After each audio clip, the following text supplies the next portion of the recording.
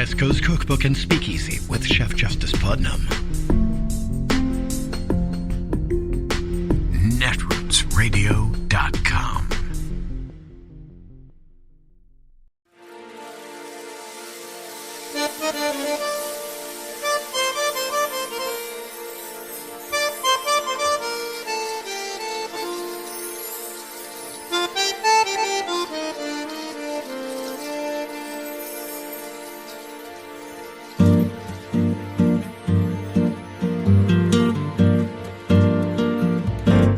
Je voudrais du soleil vert, des dentelles et des théères, des photos de bord de mer, dans mon jardin d'hiver. Je voudrais de la lumière, comme en Nouvelle-Angleterre. Je veux changer d'atmosphère, dans mon jardin d'hiver. À fleurs sous la pluie de novembre, tes mains qui courent, je n'en peux plus de t'attendre. Les années passent, il est loin, là je tombe. Nul ne peut nous entendre. Je voudrais du Fred Astaire, revoir un latte. After New York Justice Juan Merchan ordered Donald Trump to trial on April 15th in connection with the Manhattan District Attorney criminal case for Trump's falsification of business records relating to hush money payments to Stormy Daniels, Donald Trump went on his social media platform and threw an absolute temper tantrum, not to mention the temper tantrum he threw right after trial was set for April 15th, which he was trying to derail and delay. And here's what Donald Trump was doing on his social media platform. He was posting articles like from the Washington Post where he would manipulate and delete portions of the articles that he thought were damaging to him. And we caught it on MidasTouch.com. We wrote an article, Trump removed mention from Stormy Daniels' affair from the article. Again, Trump scrubbed 12 paragraphs in an article from the Washington Post that he put up there. He also removed the photographs from the article with him and Stormy Daniels. He removed references to Stormy Daniels talking about having sex with him. He wanted to remove that, and then he posted a manipulated article. In addition, Donald Trump posted a video of himself where he had a serious cognitive glitch during the press conference he held at 40 Wall Street after Justice Merchan set the trial date for April 15th. And here it is right here where Donald Trump talks about how you can't have an election in the middle of a political season. Donald Trump thought that that's what he should post. Here, let's play this clip. You can't have an election in the middle of a political season. We just had Super Tuesday, and we had a Tuesday after a Tuesday already. And we had Louisiana the other day, a couple of days ago. In addition, Donald Trump made posts comparing himself to Jesus. Let's take a look at that post. He said, "Received this morning, beautiful, thank you. It's ironic that Christ walked through his greatest persecution the very week they are trying to steal your property from you.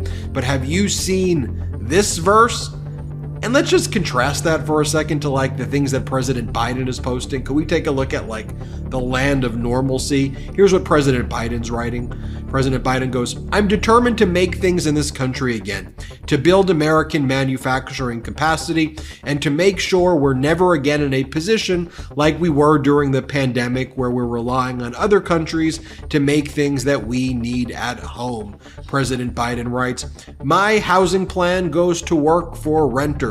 My administration is standing up to big landlords who price fix to drive up rent, and we're going after unfair rental junk fees like the ones you're charged just to move to in an apartment." And you know what I like that President Biden's too is he is just kind of mocking Donald Trump's behavior.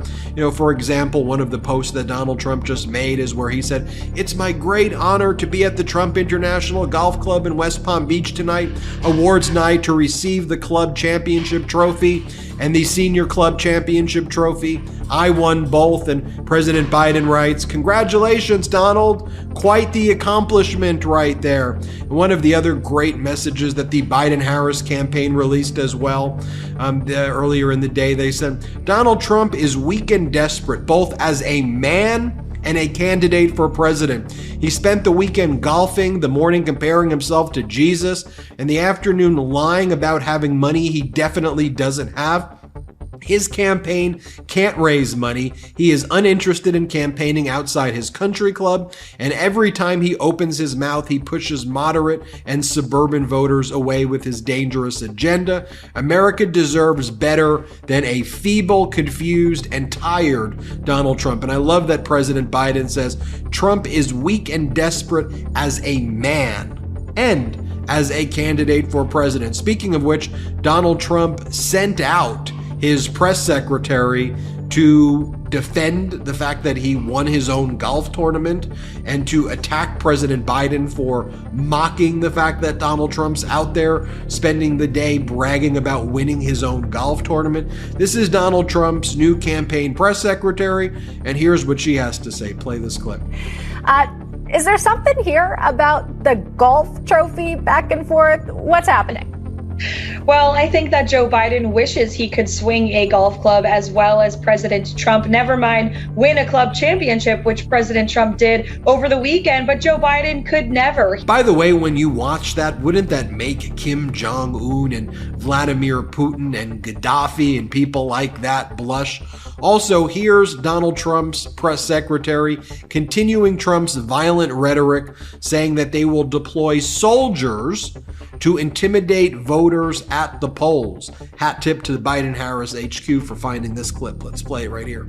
And then we're also investing a lot of money into voter integrity efforts to ensure that every American knows their ballot will be cast and counted and matter. And we're going to play offense this time around. We're not going to play defense like we unfortunately did in 2020. We're going to have soldiers, poll watchers on the ground who are making sure that there are no irregularities and fraud like we saw in the last election cycle. And as Donald Trump is posting videos of himself in cognitive decline and apparently thinking that this is very, very powerful, but as President Biden says, boy, is this really weird and weak. Let me show you. This is the video that President Biden posted of himself. So you saw earlier the types of videos that Donald Trump's posting of himself. Here, President Biden is posting a video saying, in less than 2 years, our CHIPS and Science Act turned an idea into one of the largest public-private investments in microchips ever. And this is only the beginning. So you see the types of videos that Donald Trump posts. Let me show you the type of videos that President Biden is posting of himself. Here, play this clip. Today's investment helps all Americans in red states and blue states, all across America, urban, rural, suburban, and tribal communities. We're not leaving anyone behind. If we invented in America, it should be made in America. In January of 2022, Pat came to the White House where we announced a historic investment to build state-of-the-art semiconductor factories in Ohio. We were joined then by Sherrod Brown, the Ohio senator, who talked about why it's time to bury the phrase Rust Belt. Pat said at the time we should start calling it the Silicon Heartland, and it is becoming that. By March, Pat was my guest at the State of the Union. We talked about 1,000 acres outside of Columbus, where semiconductor manufacturing facility and fabs were being built, which I referred to at the time as the Field of Dreams. In August, Senator Kelly and Sherrod Brown got the CHIPS and Science Act to my desk. It was one of the most significant science and technology investments in our history. By September, I joined Pat in Ohio to break ground for the new factory. We're just getting started. And by the way, even this Fox host, by the way, from Varney & Co., is talking about, speaking to a Republican representative, how like the Republicans are just in utter chaos right now as they've become the party of Donald Trump. Play this clip. Now I'm going to move to an area which might be a little tricky for a House Republican like yourself. Mike Gallagher leaving next month. Congressman Ken Buck, he says it's dysfunction. He's gone. The majority is down to just one. Seems like Republicans are in complete disarray. You can't do anything. And when I show you these clips of Donald Trump now, I think it's always worth reflecting as well on like what was happening exactly 4 years ago to today, because I think it's a fair question to ask. Are we better off today than where we were 4 years ago? So 4 years ago today, as Americans were jobless, in food lines, and faced with supply shortages and dying in hospitals, Donald Trump said that he should be applauded and people should be so happy with the job that he's doing. Here, play this clip. 3.1 million face shields, 2.6 million surgical gowns, 14.6 million gloves, and almost 6,000 ventilators, which go to the areas of greatest needs. We sent, over the last day, 4,000 ventilators to New York. And I spoke with the governor about that. He was happy. I spoke with the mayor also about that. Mayor de Blasio, he was very happy. It's hard not to be happy with the job we're doing. That I can tell you. And similarly, 4 years ago, Trump tried to downplay his failed response and said, look, this is no big deal with COVID. More people die from automobile accidents. That's what Trump's saying 4 years ago to the day. Play this clip. We lose much more than that to automobile accidents. We didn't call up the automobile companies to say, stop making cars. We don't want any cars anymore. We have to get back to work now. And Republican senators and the remaining moderates are just fleeing from this party. Here is Republican Senator Murkowski. Here's what she had to say when she was asked by CNN about Donald Trump being the Republican nominee. Let's play the clip. I don't think that it can be defended. What happened on January 6th was an effort by people who stormed a building in an effort to stop an election. I wish that as Republicans we had a nominee that I could get behind. I certainly can't get behind Donald Trump. Are you considering being an independent at this point? Oh, I think I'm very independent-minded. Officially, though, officially. I just regret that our party is seemingly becoming a party of Donald Trump. Yeah. You becoming an independent caucusing with Republicans, is that something you're open to? I am navigating my way through some very interesting political times. Let's just leave it at that. And I've showed you this photo before, but this is what they're doing in Mar-a-Lago right now. Donald Trump, Kimberly Guilfoyle, they're throwing all of these events there, and just very, very strange and disturbed. It's all and sad as well. It is Tuesday, the 26th of March of 2024, and you are in West Coast Cookbook and Speakeasy. I am your chef de cuisine, Justice Putnam. Gunner, the English bulldog, is our snoozing sous chef. Precious, the injured little Yorkie, will be seating you directly, hobbling as she is, for our especially daily special, Tarrytown Chowder Tuesdays, a small scant dash, a mere pinch of hot smoked Hungarian paprika will make all the difference in the world. And you don't need me to tell you that it always has, because it always will. All right, you don't need me, because you already know. Well, looks like bridges are collapsing, and not by themselves this time. I don't know all the particulars. There were construction crews on the bridge that collapsed. Oh yeah, you know, the one that got hit by that container ship. 1,000-foot-long container ship. Looks like it was full, too. So there's a lot of mass. But that, I saw the video of it, the security camera footage, or, well, whatever. A public camera of some sort that was trained on the bridge. And you could see the ship coming, and trucks and cars every now and then. I actually think the the clip had been speeded up a tad because it looked a little bit like silent movie speed. Things a little bit too quick and jerky. But quite a few vehicles had sped across as the container ship was making its way towards the bridge, and it took the whole span down. So apparently there's cars in the river. They did some side scan sonar and I don't know what vehicle they used to get the side scan sonar, but that's what I heard reported from local reports. And there are cars in the river. Could be construction crew cars. They haven't been able to tell yet. But, of course, immediately the chaos agents, and we got to be clear about this. They're being pushed by hostile foreign agents. All right, let's be clear about that.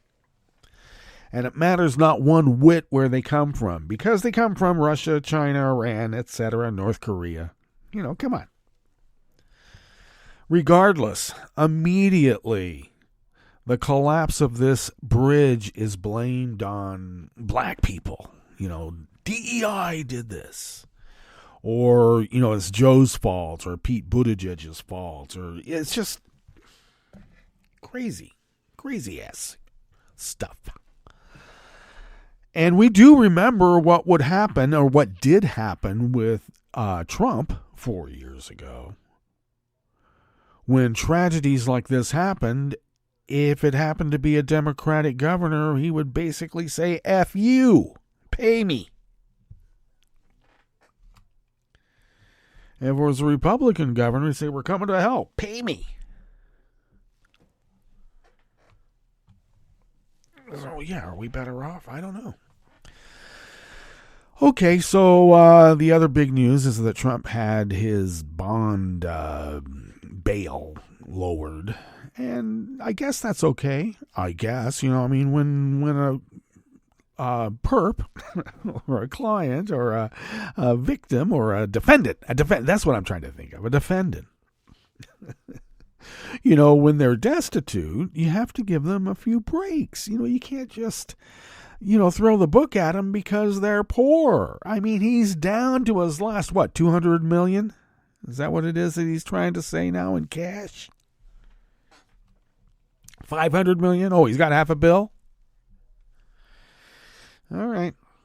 So this appellate court issued their ruling, not explaining why, going against the precedent in the history of that court. So, yeah, it's hard not to think, something's up. But by the same token that we're a little upset about the right wing immediately blaming this collapsed bridge on diversity, equality, and inclusion, as if, some black people were involved in the building of the bridge or the driving of the ship, what? What are you saying? I know exactly what they're saying. Our whole society is going to crap. All of this infrastructure falling is because of black people. Can you believe that they're actually floating this stuff? And people are taking it. Well, some people. And you know which ones I mean.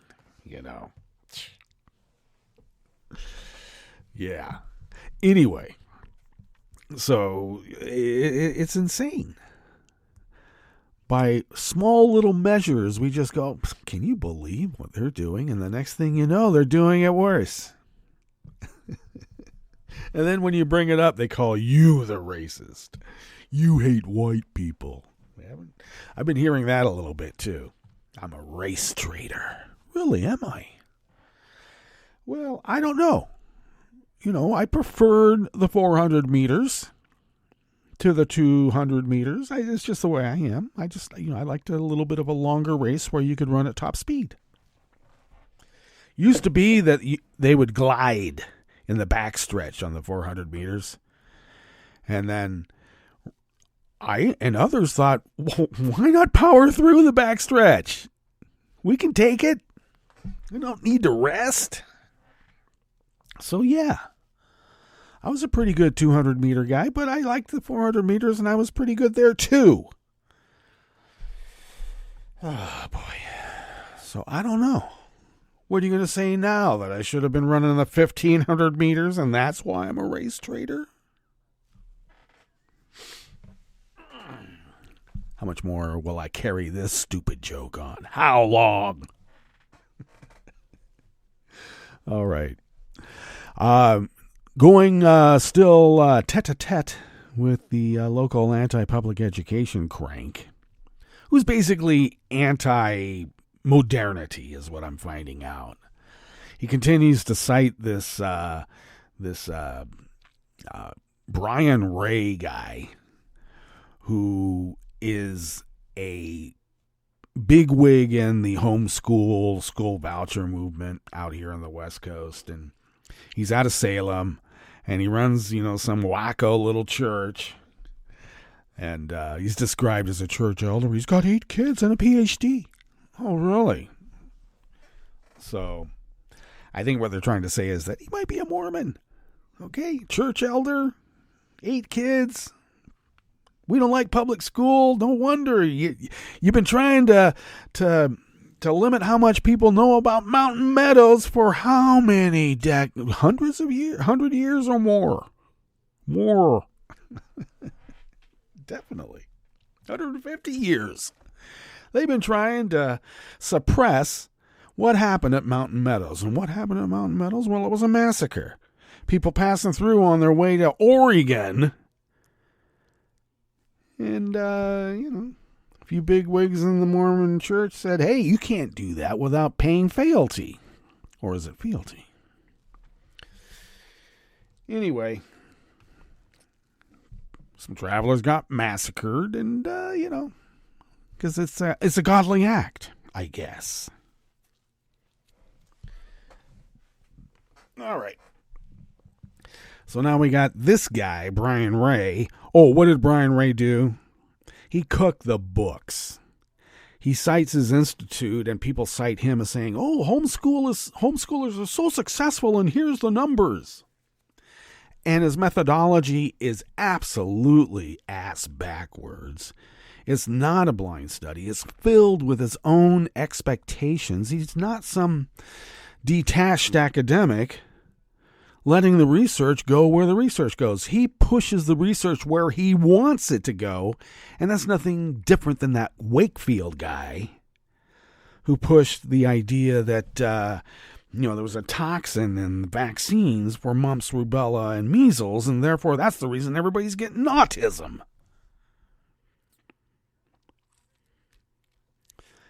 And you try to bring that up to this guy, too, because he's also an anti-vaxxer at heart as well, because people will pile on. There's a lot of anti-vaxxers around here.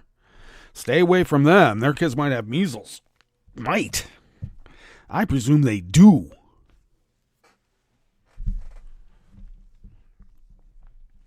But you bring it up, and they're totally convinced because this guy Wakefield said it was true. And look at his credentials. And yet, when people who have actual credentials, who do actual research in the scientific method, as the detached academic researcher, etc., oh, they're just liberals. They're so biased. Oh. Because they're projecting. They think that everybody is as weak-minded as they are.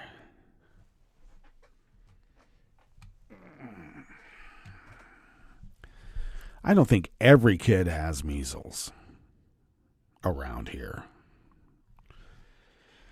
But, you know what they say? Verify. Trust, but verify. And that's what we do. All right, speaking of which, thank you to all those folks out there who are deluging me with birthday wishes. Yes, it is my birthday today. And how old am I? I'm 69. I was going to say 39, but I hate that joke. I really do. I'm 69. I guess I should embrace it. I'm not really celebrating. I like to celebrate on, like the 5-year marks. Next year I'll celebrate. 70 is kind of a big demarcation in one's life. Wouldn't one think? Yeah. Okay, so thank you for the birthday wishes, and I'll try to catch up. Anytime I'm not saying thank you and much appreciated, and this really is, I do appreciate it. I just have to catch up. You know, an hour away, 2 hours away, and it backs up. And that's nice. Thank you.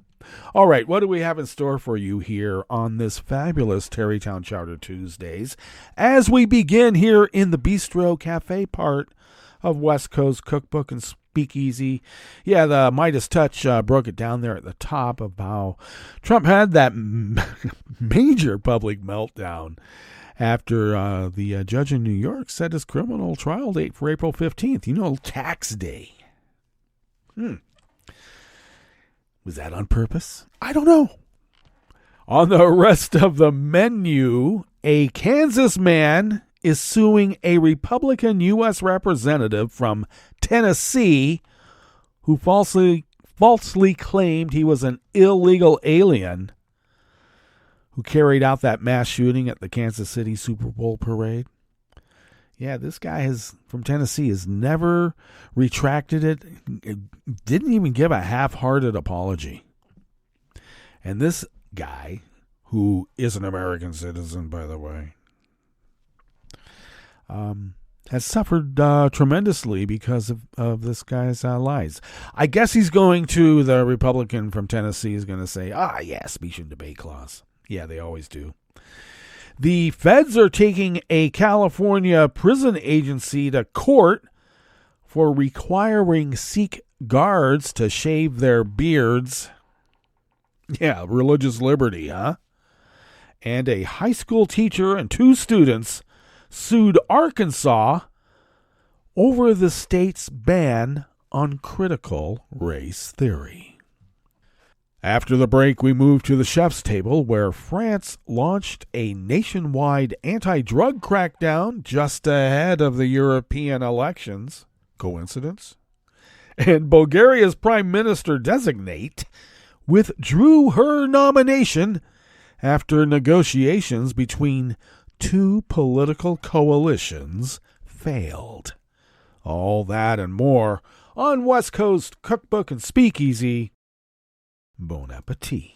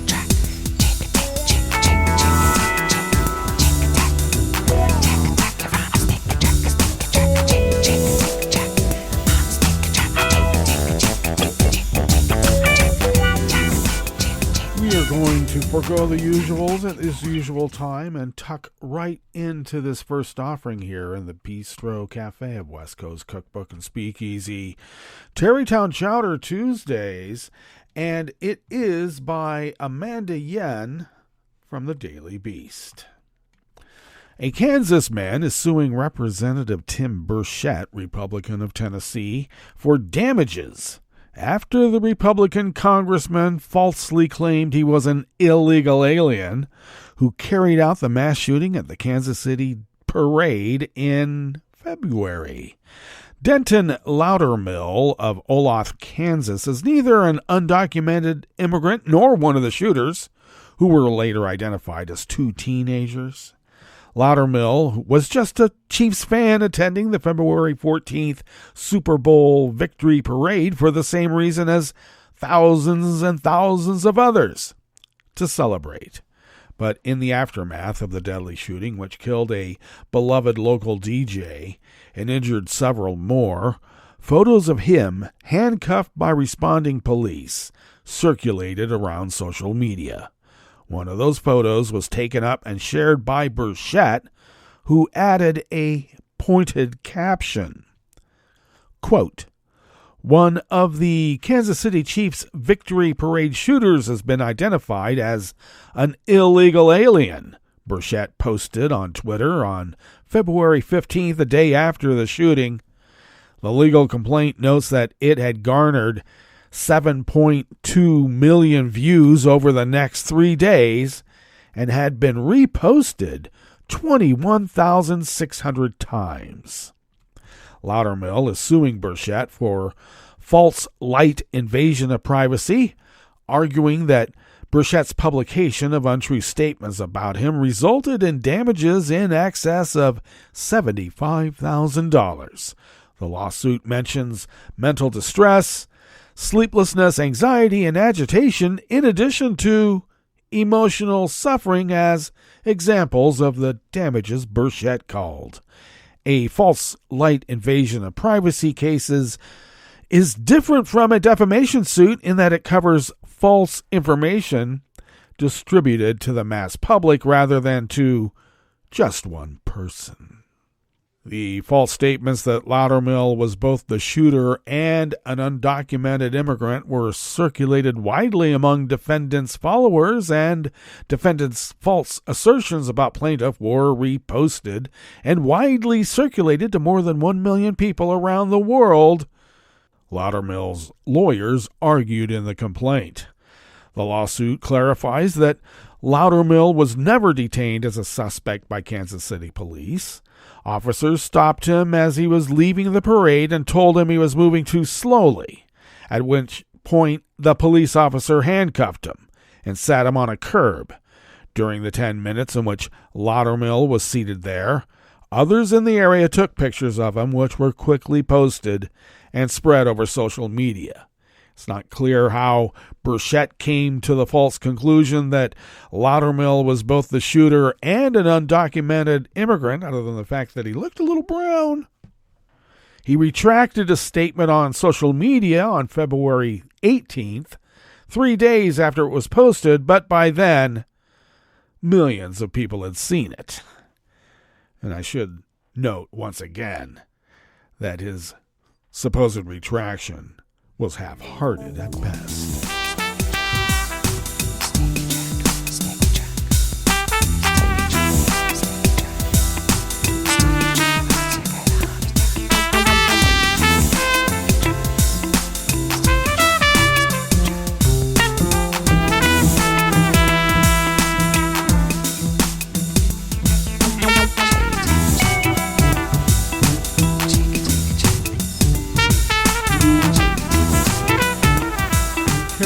Blakinger of the Los Angeles Times brings us this next offering here in the Bistro Cafe of West Coast Cookbook and Speakeasy. Tarrytown Chowder Tuesdays.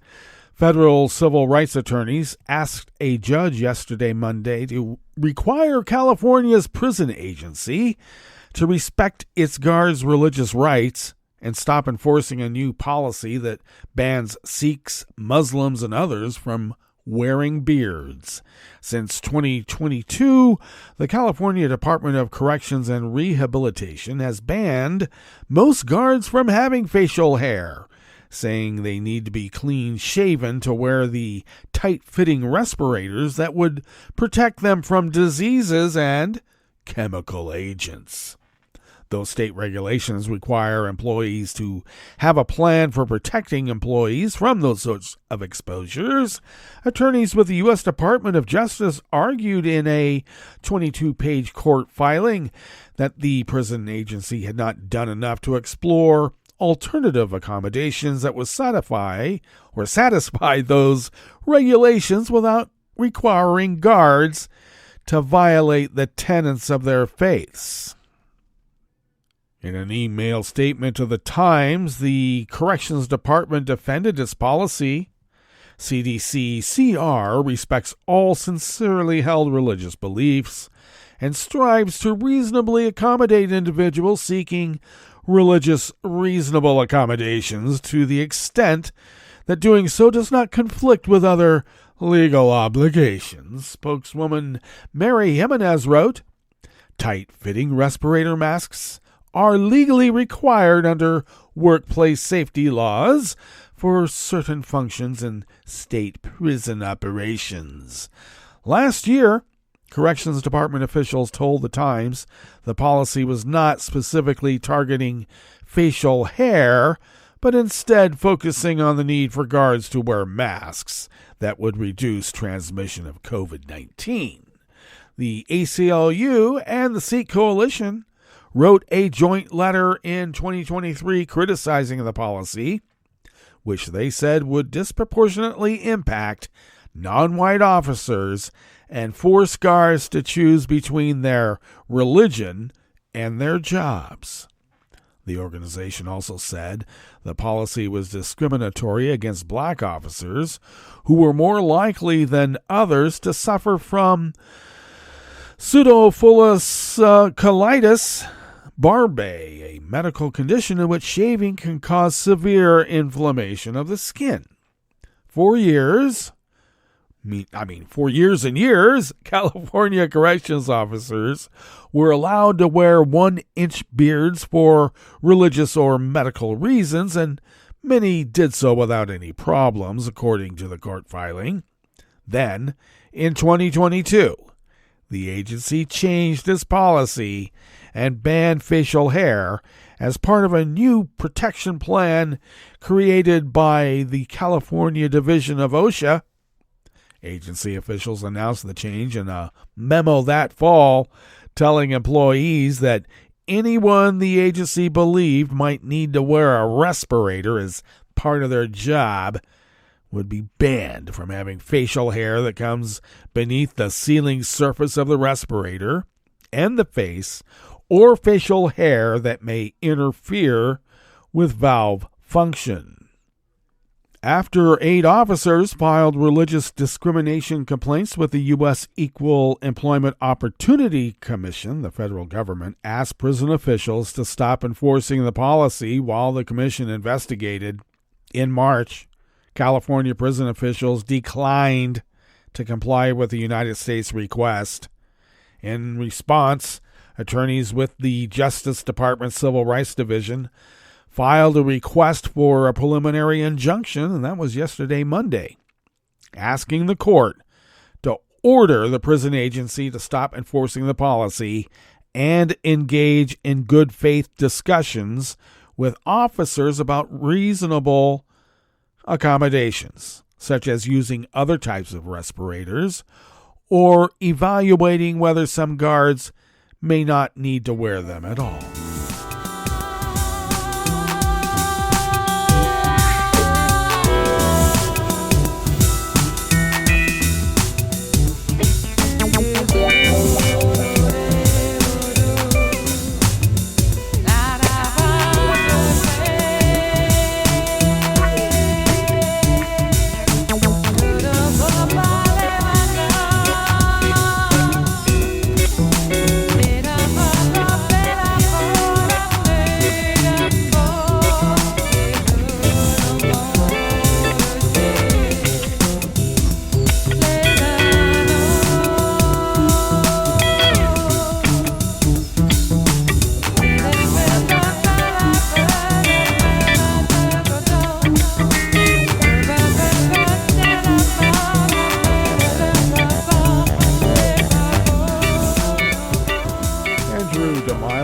Associated Press brings us this final offering here in the Bistro Cafe of West Coast Cookbook and Speakeasy.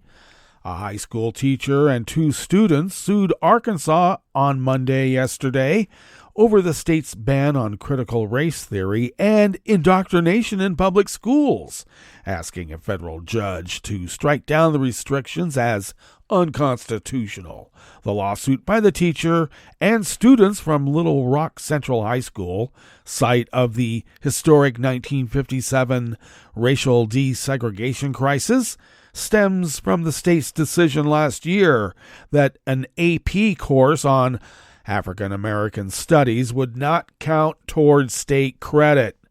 The lawsuit argues the restrictions were among a number of education changes that Republican Governor Sarah Huckabee Sanders signed into law last year that violate free speech protections under the First Amendment and the Equal Protection Clause of the 14th Amendment. It absolutely chills free speech and discriminates on the basis of race, the lawsuit said.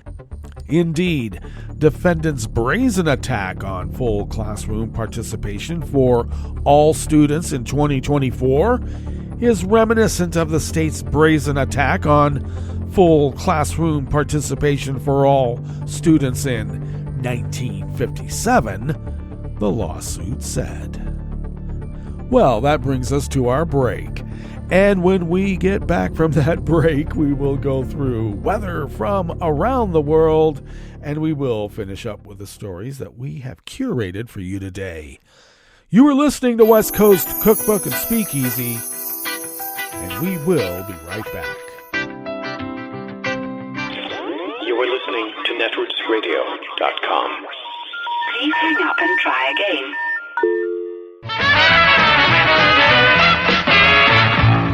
From a point at sea to the circles of your mind, a new force is at work for planetary transformation. New radio for a new Earth.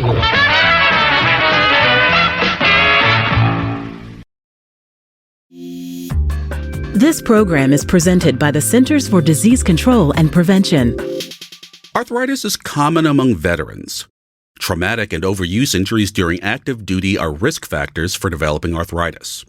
Fortunately, there are low-cost or no-cost strategies that can help veterans manage arthritis. Physical activity can reduce pain and improve function. It can also help improve mood and play a role in managing other chronic conditions, such as heart disease, diabetes, and obesity.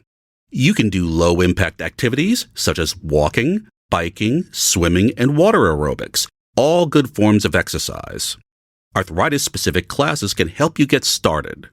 Information on classes, exercise programs, and tools are available at cdc.gov/arthritis. These resources can help reduce pain and improve function.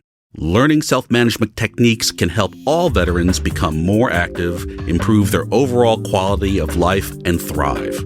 For the most accurate health information, visit cdc.gov or call 1-800-CDC-INFO.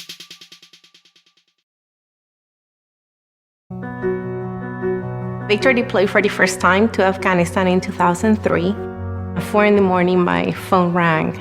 They said, "I regret to inform you that your husband was wounded in action." Victor sustained a moderate traumatic brain injury. I was doing school full-time, and I was also then caring for Victor. One of the most important elements of caregiving is taking care of yourself. I just didn't want to forget that I also had goals and that I also had a life. What I did is I challenged Victor to meet me halfway. There are almost 6 million military and veteran caregivers across the nation. We have our own journey, and we can fulfill that journey at the same time that we are helping our loved one. Visit aarp.org/caregiving for a free military veterans guide to navigate your caregiving journey and better care for your loved one and yourself. Brought to you by AARP and the Ad Council. This program is presented by the Centers for Disease Control and Prevention. As the days get longer and the weather warms, people of all ages will start to spring into action. Spring is a great time to breathe fresh air, stretch your arms and legs, and get physically active outdoors. Lack of physical activity contributes to obesity, heart disease, stroke, and other chronic health conditions. Fortunately, many communities are making it easier and safer to be physically active. Neighborhoods across the country are working together to create more public spaces for walking, running, biking, and other physical activities. Adults should get at least 150 minutes of physical activity each week, and children should get 60 minutes a day. If you find it hard to walk to a local recreation center, park, or playground, learn how to make your neighborhood a place that makes healthy living easier. Visit makinghealtheasier.org for information about ways communities can change. to get more people outside and moving. For the most accurate health information, visit www.cdc.gov or call 1-800-CDC-INFO. If you came across someone struggling with hunger, how would you recognize them? By their clothes, their age, the way they speak? Would you notice an 8-year-old girl who's not excited for summer break because she may not be having lunch again until September? Or a single father of 2 who works 3 part-time jobs and still can't put enough food on the table? Or maybe a mother who cleans offices at night, hoping to find meeting leftovers to take home to her hungry family. Or a war veteran who's having a hard time landing a job and getting back on his feet. I am the 1 in 8 Americans who struggle with hunger. People you pass by every day but never knew were hungry. I am hunger in America.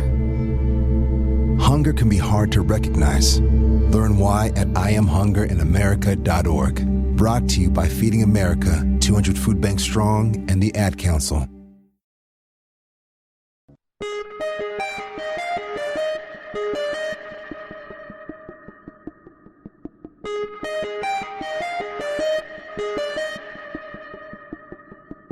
Hi, it's Tom. Could we humbly suggest your donation to netrootsradio.com? All we've got to run this 24-hour powerhouse of progressive resistance radio is what comes out of our own wallets. And you are our biggest donor. And it doesn't take much, $3, $5. Just go to the bottom of our netrootsradio.com page and hit our secure donate button. Heck, you can even make a recurring contribution. And you'll get a wondiferous pair of Netroots radio stickers for application to your backpack, your bumper sticker, or your banjo. Well, it's up to you which backpack you want to put it on. So donate what you'd like at the bottom of our netrootsradio.com's homepage. Because you are our biggest donor. Netrootsradio.com. Together, we are Resistance Radio.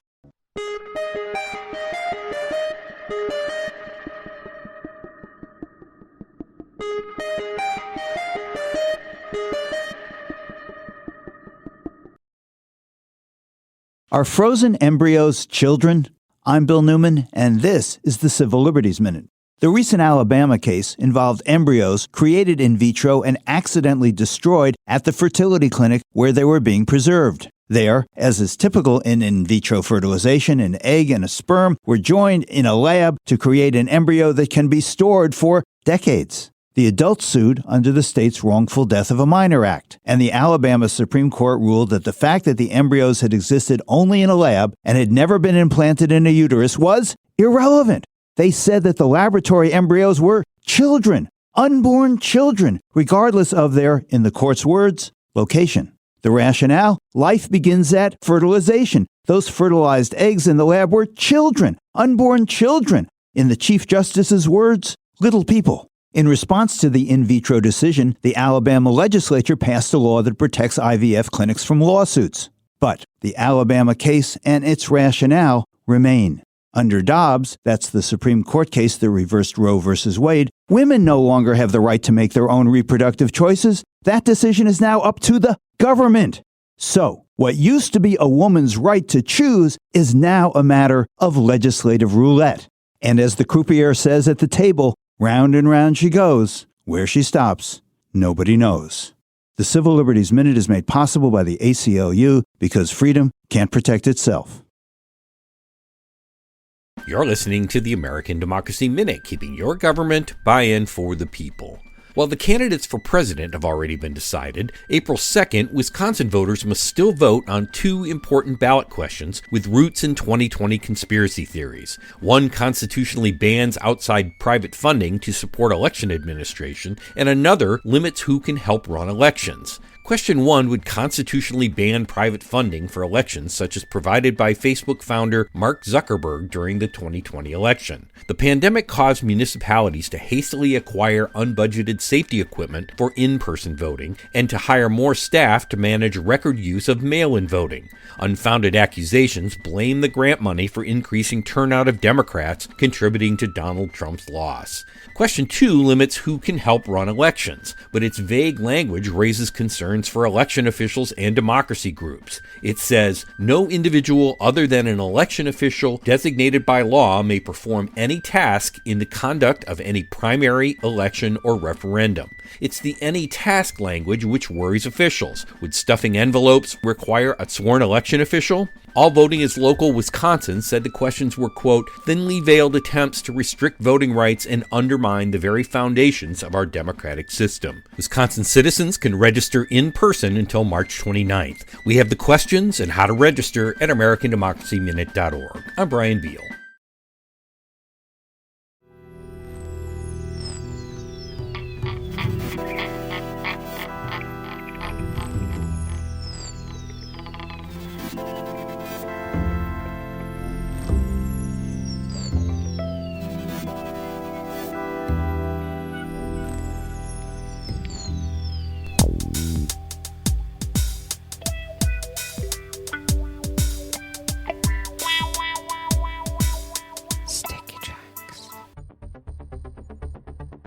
Thank you for accompanying us here to the Chef's Table at West Coast Cookbook and Speakeasy, Tarrytown Chowder Tuesdays. We always begin, whether from around the world along the banks of the Rogue River in the Rogue River Valley, of Southern Oregon on the west coast of the continental United States of America, where it is currently 45 degrees Fahrenheit, expecting highs in the low 60s. Considerable clouds this morning with some decrease later in the day. Winds will be light and variable. And then cloudy with occasional showers overnight.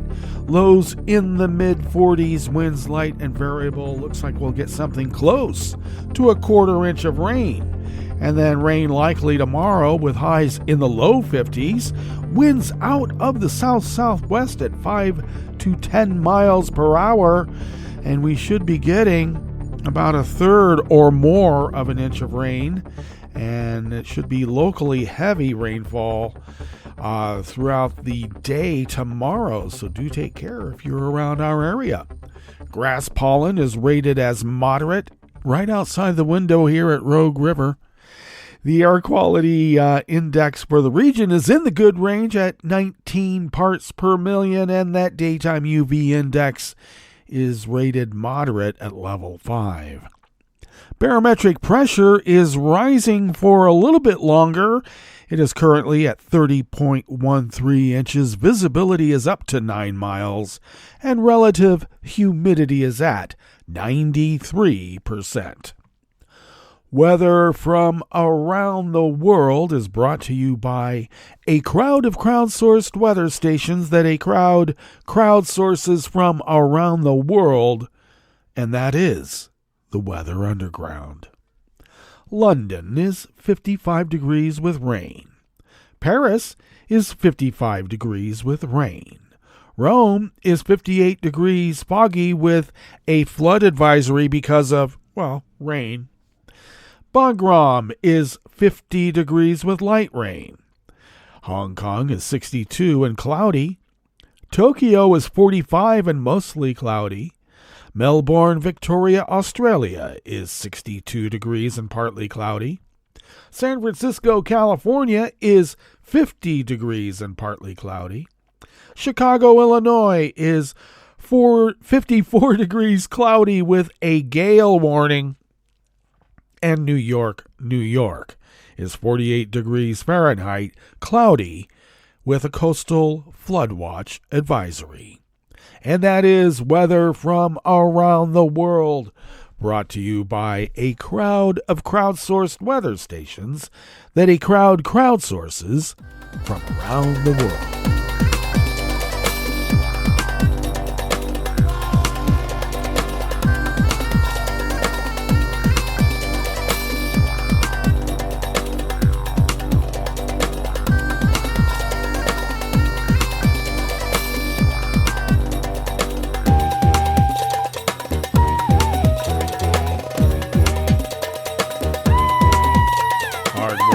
Staff at the World Desk of the Associated Press brings us this first amuse-bouche here at the chef's table at West Coast Cookbook and Speakeasy, Tarrytown Chowder Tuesdays.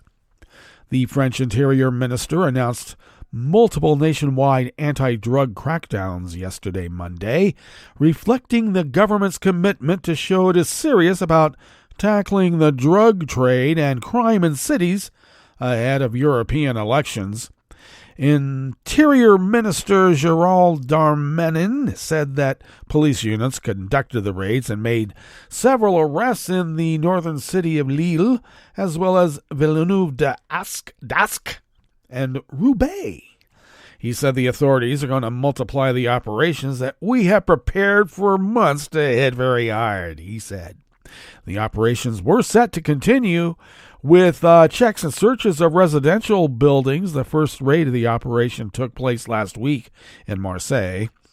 It is part of a broader crackdown on drug trafficking and related criminal activities across the country that some critics have linked the centrist government's efforts to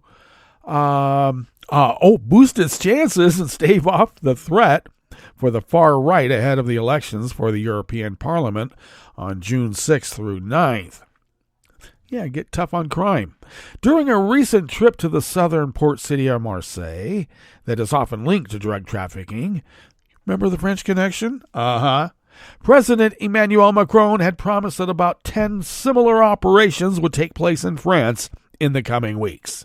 Following his visit, local newspaper La Provence critiqued the lasting impact of the crackdown with a provocative front page suggesting the persistence of the drug problems despite the heightened police presence. The publication led to the suspension of its news editor for not aligning with the newspaper's values and editorial line, as stated by the managing editor, Gabrielle Darcourt. The news editor, Aurélien Viers, was subsequently reinstated.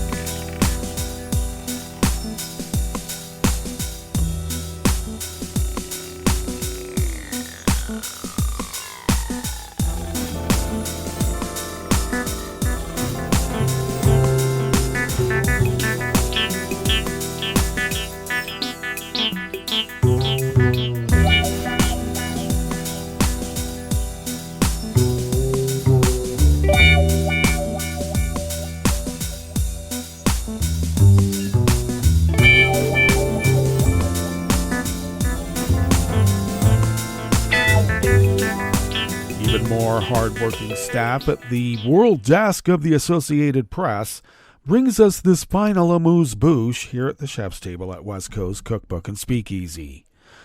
Bulgaria's Prime Minister-designate withdrew her nomination yesterday, Monday, after negotiations between two political coalitions failed, which could send the European Union's poorest member country into a new crisis.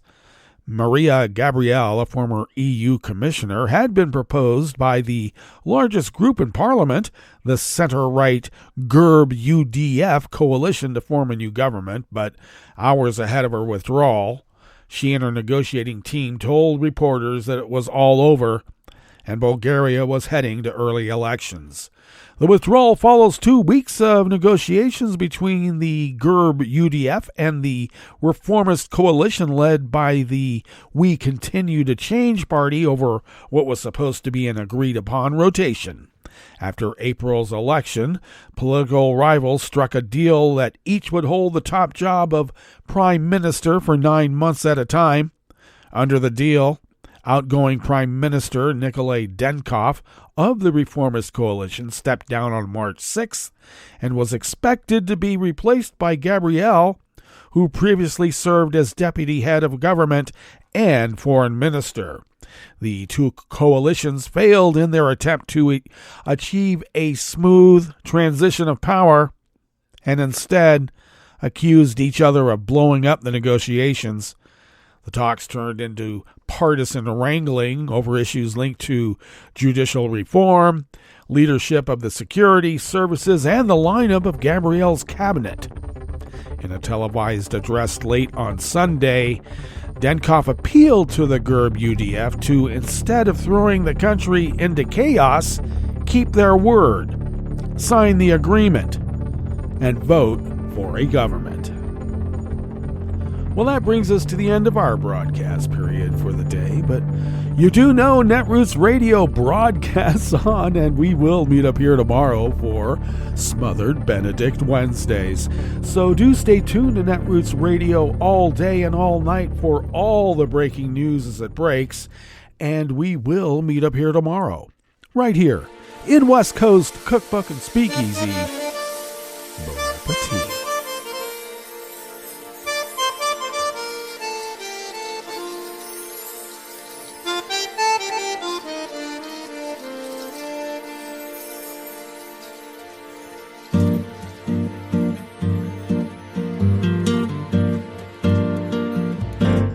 Je voudrais du soleil vert, des dentelles et des théières, des photos de bord de mer, dans mon jardin d'hiver.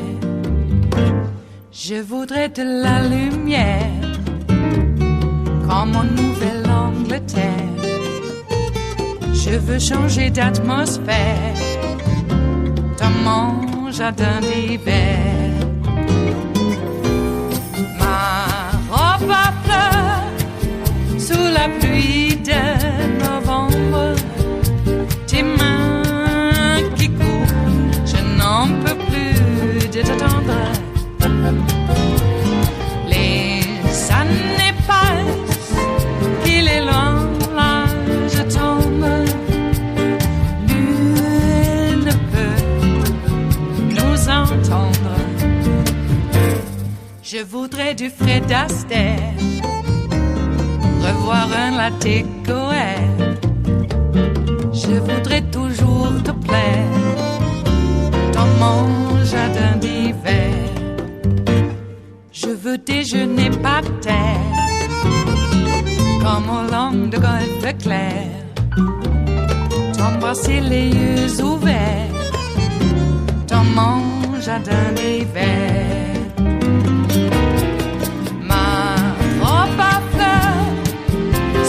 Pluie de novembre, tes mains qui courent, je n'en peux plus de t'attendre.